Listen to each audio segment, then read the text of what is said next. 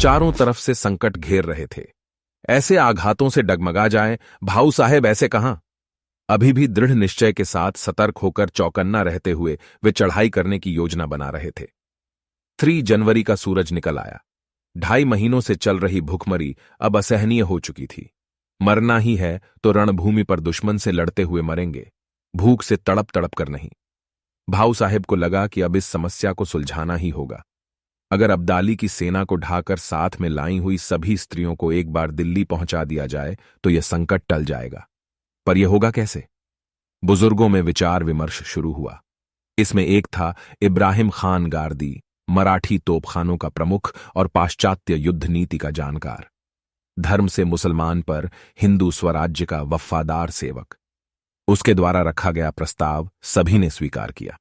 योजना यह निश्चित हुई कि दिल्ली की तरफ जाने वाले राजमार्ग पर अब्दाली का पड़ाव है तो दक्षिण दिशा से नहीं जा सकते वर्टिकल बार, इसलिए पूर्व दिशा की ओर जाए और यमुना के किनारे होकर दिल्ली पहुंचे। हम निकल चुके हैं, यह जानकर अब्दाली जरूर हमला करेगा। ऐन वक्त पर लड़कर घेरे को तोड़कर जैसे तैसे भी हो दिल्ली पहुंचे। निर्णय पक्का हुआ। मंत्रणा समाप्त कर सभी सरदारों ने रात में सेना को अपने अपने काम समझा दिए। दूसरे दिन 4 जनवरी 76 को मुंह अंधेरे ही मराठों की सेना तैयार हो गई। इब्राहिम के कहे अनुसार उन्होंने सेना की रचना की। सबसे आगे था इब्राहिम खान गारदी का तोपखाना, उसके पीछे विट्ठल शिवदेव और दमाजी गायकवाड़ की टुकड़ियां वर्टिकल बार, उनके पीछे सबसे पहले हमला करने वाली हुजूरात की टुकड़ी अर्थात सरसेनापति भाऊ सदाशिव पेशवा और विश्वासराव पेशवा वर्टिकल बार, इनके बाद शिंदे और होलकर की टुकड़ियां चलने वाली थीं। अंदर की तरफ थे राजघराने की स्त्रियां, दास दासी, साधु सन्यासी और बिना किसी काम के आए लोग। इन सबको बीच में रखते हुए और इनकी सुरक्षा को देखते हुए आगे बढ़ना था। इब्राहिम का तोपखाना अंगारे उगल रहा था। अफगानी आक्रमण की धज्जियां उड़ रही थीं। टूटे हुए हाथ पांव और सिरों के ढेर बन रहे थे। मराठी तोपों से उगले हुए ज्वालामुखी के सामने शत्रु की सेना तितर बितर हो गई। रोहिले जान बचाकर भागने लगे।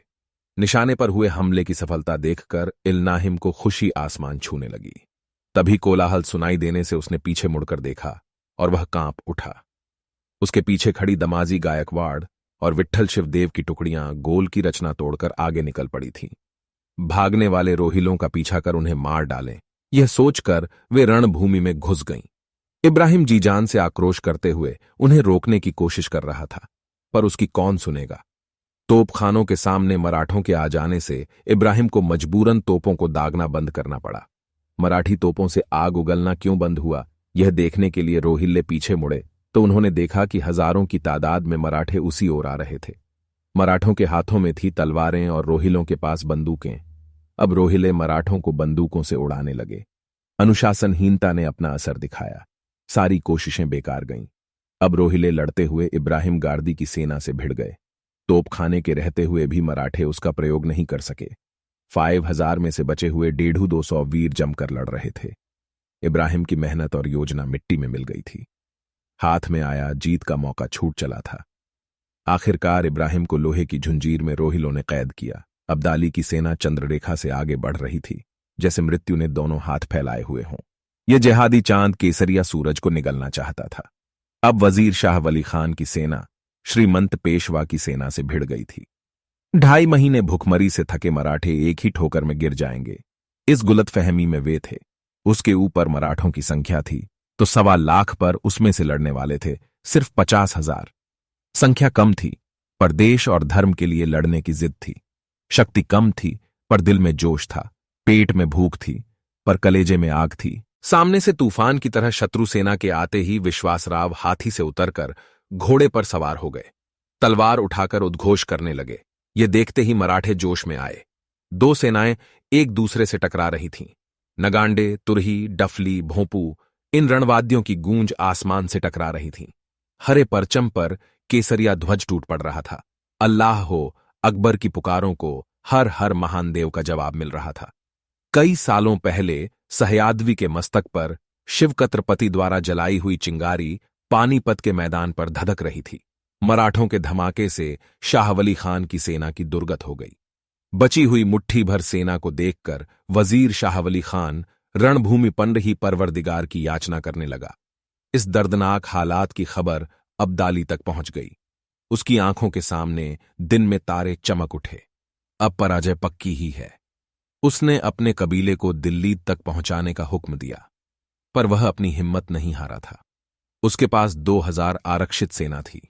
उसे रणभूमि पर जाने का हुक्म उसने दिया। युद्ध शुरू हुए 4 घंटे बीत चुके थे। वर्टिकल बार खाने पीने के बगैर मराठे थक चुके थे। तभी फुर्तीली नई अफगान सेना आंधी की तरह टूट पड़ी। ये मार भयावह थी। भारी मारकाट शुरू हुई। खुद सदाशिव भाऊ घोड़े पर सवार होकर सैनिकों में जोश भर रहे थे, पर बदकिस्मती आड़े आई। शत्रु सेना में से एक अस्त्र विश्वासराव के मस्तक पर आ गिरा। खून का फव्वारा फूट पड़ा। तलवार नीचे गिर पड़ी। विश्वासराव रणभूमि पर गिर पड़े। पेशवाओं का वारिस और सैनिकों का प्यारा सेनापति वीरगति को प्राप्त हुआ। सिर्फ 19वें साल में भरी जवानी में मौत ने उस पर झपटूटा मारा। ये जानलेवा खूबर भाऊ तक पहुंच गई। उनके पैरों तले की जमीन खिसक गई। नाना साहब ने बड़ी जिम्मेदारी के साथ विश्वासराव को मेरे हाथों में सौंप दिया था। अब कौन सा मुंह लेकर मैं पुणे जाऊंगा?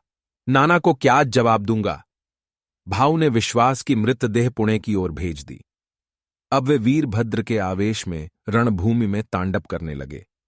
गले से खून निकलने तक मारो काटो की गूंज उठने लगी, मानो साक्षात प्रलय भैरव ही अवतरित हुए हों। मराठी मिट्टी से सैकड़ों कोस दूर शिवराय के सपने के लिए केसरीय ध्वज की इज्जत की खातिर मिट्टी की लाज रखने हेतु यह रणमस्त योद्धा पैर जमाकर खड़ा था। प्राणों की बाजी लगाकर संघर्ष कर रहा था। वर्टिकल बार पीछे रहे बेकार में आए लोगों में राव के गिर पड़ने की खबर पहुंचते ही घबराहट फैल गई। साधु सन्यासी बैरागी भागने लगे। उनके कबीले दहाड़ मारकर रोने लगे। सरदार होलकर शिंदे के दस्ते भी जहां से भी हो सका दक्षिण की ओर भागने लगे। उफनते सागर में उठने वाली लहरों को झेलते हुए जलदुर्ग जिस प्रकार डटकर खड़ा रहता है, उसी प्रकार जनकोजी शिंदे शत्रु से अब तक जूझ रहा था। आखिर शत्रु ने उसे भी कैद कर लिया। मराठों के 1.25 लाख लोग बिखर चुके थे। सदाशिव भाऊ खून से लथपथ होकर अपने पराक्रम की हद पर उतर आए थे। उनका एक एक साथी धरती पर गिर रहा था। इतने में गुस्सा हुई अफगानी सेना ने लड़ने के लिए बंदूकधारियों को उतारा और भाऊ पर गोलियां दागना शुरू हुआ। पूरा शरीर छलनी हो उठा। महाराष्ट्र की अमूल्य संपत्ति मिट्टी में मिल चुकी थी। युद्ध खत्म हुआ। मराठों की बुरी तरह से हार हुई वर्टिकल बार रणभूमि पर खून का कीचड़ फैल गया था। लाखों लोगों का कत्ल हुआ। मराठी जवानों का शौर्य पानीपत में जलकर खाक हुआ। महाराष्ट्र के लाखों घरों की सुहागिनों का कुमकुम यमुना के किनारे बिखर गया। अब उस रणभूमि पर मुद्दों की भीड़ में खड़ा था एक आम्र वृक्ष। खून की नदियां बहने से उसका रंग काला पड़ गया, इसलिए ने उसका नाम पड़ा काला आम। भारतीय इतिहास के एक बड़े संघर्ष का गवाह। पानीपत के युद्ध में मराठों की पराजय की खबरें दक्खन तक पहुंच गई थीं। पुणे में भूचाल सा आया। शनिवारवाड़ा हिल उठा। श्रीमंत नाना साहब पेशवा तक खबर पहुंची। पानीपत में 2 मोती खो गए। 27 मुहरें गायब हुईं। 1.25 लाख चूड़ियां टूटी। विश्वास और भाऊ के विरह में नाना साहब पागल हो उठे। भाऊ भाऊ का आक्रोश करते हुए उन्होंने पर्वती पर प्राण त्याग दिए। वर्टिकल बार जैसे आसमान फट गया हो। इस युद्ध में हार तो गए, पर खत्म नहीं हुए। अब्दाली जीत भी गया तो उसकी सेना का जो नुकसान हुआ, उसे देखते हुए यह जीत उसे महंगी पड़ी। उसने नजीब को दूर रखते हुए मराठों के नियुक्त किए बादशाह और वजीर दिल्लीज पर कायम रखे। दिल्ली के रक्षक या मराठों की जिम्मेदारी वैसी ही रखी गई और पानीपत की राख से मराठे फिर उठे। बड़े भाई माधवराव पेशवा के नेतृत्व में फिर से उत्तर हिंदुस्तान पर आक्रमण करने लगे। सिर्फ 25 सालों के बाद पानीपत का वीर महादजी शिंदे जब मराठों का सरसेनापति बना तो निरंतर 13 सालों तक दिल्लीश पर केसरिया लहराता रहा। जिस अफगानिस्तान से भारत पर हजारों साल आक्रमण होता रहा, पानीपत युद्ध के बाद वहां से आने तक की किसी की हिम्मत न हुई। 14 जनवरी 1761 दुनिया के इतिहास की एक भयावह घटना। मराठे हारे, फिर भी वे आखिरी सांस तक लड़े। कुछ गलतियों की वजह से पराजय हुई, फिर भी देश की रक्षा हेतु मराठी मानूस, भारतीय जवान किस तरह से जूझता है ये सारी दुनिया ने देखा। इसीलिए पानीपत पराजय की कहानी नहीं, वह कहानी है मराठों के अनुपम धैर्य की, शौर्य की, बेजोड़ू जिद की, अलौकिक त्याग की और उत्कृष्ट राष्ट्रभक्ति की। पानीपत के इन मराठा वीरों को हम सबका शतुशत नमन।